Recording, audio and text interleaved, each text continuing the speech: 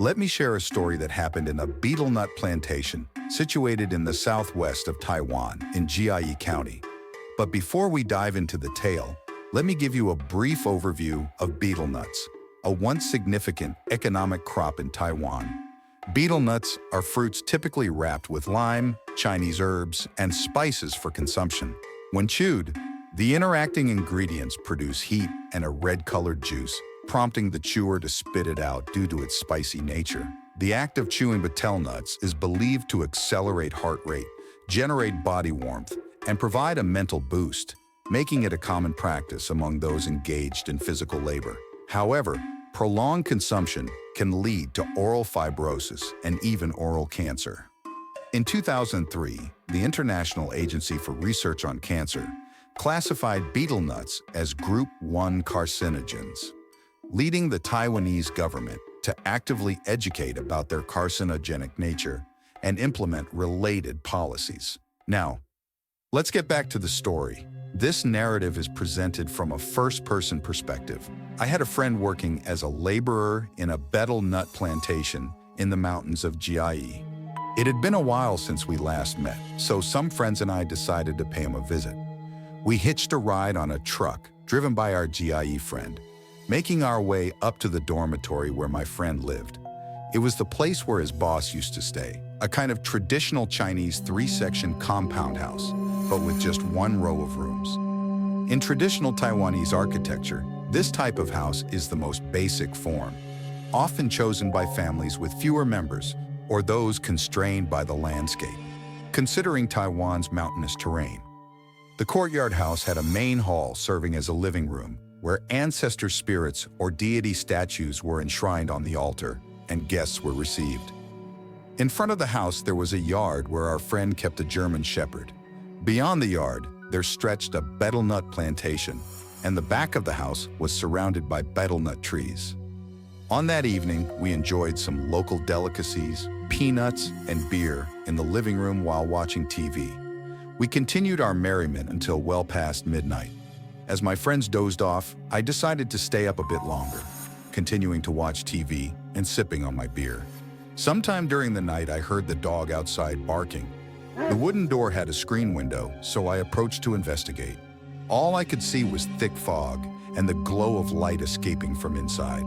It was pitch dark outside, but the dog persisted in barking, prompting me to venture into the yard and check on the situation. Upon careful observation, I couldn't identify anything unusual about the dog or its surroundings. I tried to calm the dog, and its growls lessened, but it continued emitting a low hum. Suddenly, I heard a knocking sound coming from the yard. Walking closer, I encountered an elderly woman, approximately 150 centimeters tall, leaning on a cane as she approached.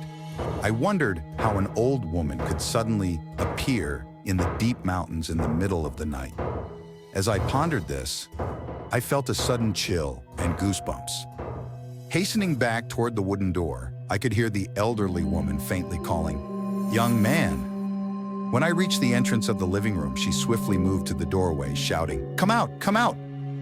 This startled me, realizing that the door was not locked, and she could enter at any moment. However, she remained fixed at the door, continuously shouting. In the light, her face became visible, and it didn't resemble that of a human. Her eyes emitted a mix of red and green light. She kept yelling for me to come out, and the dog began howling like a wolf. This howl, known in Taiwanese as Chui Kao Li, is a traditional belief that dogs make this sound when they see spirits. My fear escalated, wondering why she was stuck at the door. Could it be because there was light inside? At that moment, I turned my head and noticed 3 deity statues on the altar: Mazu, Guangong, and the third prince. I quickly ran to the altar, silently praying, "I am just a visitor. I hope that all the deities can protect me," repeatedly. I don't know how much time passed, but when I looked back at the door, the elderly woman had disappeared. Despite this, I didn't dare to move, remaining squatting by the altar until sunrise. The following day, I recounted the incident to my friend living there. He suggested that I may have encountered a mountain spirit, referred to as Mo Sin A in Taiwanese, According to folklore, these spirits attempt to lure humans and lead them astray in the mountains. My friend mentioned incidents where vehicles collided while attempting to avoid these apparitions suddenly appearing on the road. Witnesses claimed they hit the spirit, but there was no evidence at the scene. His boss had experienced something similar before, which led to the placement of deity statues in the house to protect the workers on the mountain. After descending from the mountain, I hurriedly visited a large temple near my home, praying for safety and obtaining protective amulets. The ghastly and contorted face of that elderly woman still haunts me with fear to this day.